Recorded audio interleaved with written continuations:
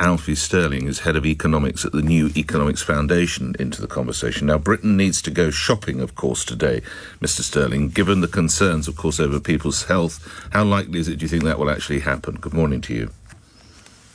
Good morning.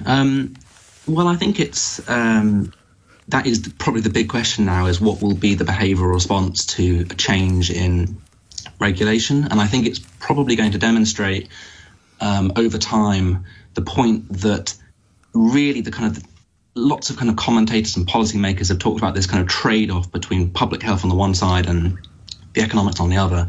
And I think what we're probably going to see now is that the trade-off really isn't that big, because at the end of the day, people will only go back to work, people will only shop, people will only go back to their normal lives if they think it is safe to do so.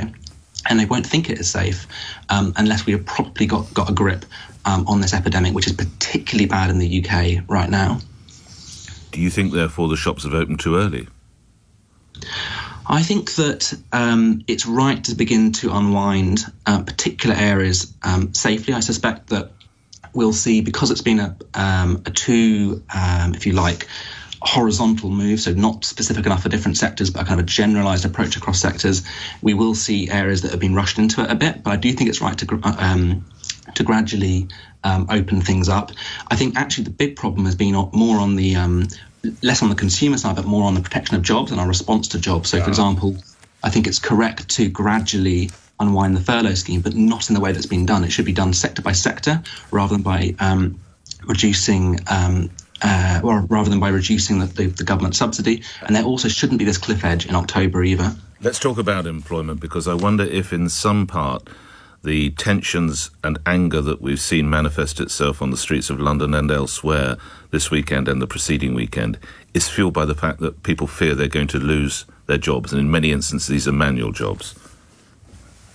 Yeah, I think there are two things going on here which are important to distinguish between. So I think on the one hand, economic deprivation and hardship does fuel polarisation of politics, and in many ways what we've seen over the last 2 to 3 months is almost a reservoir of grief and anguish built up, both through loss of loved ones, but also economic hardship.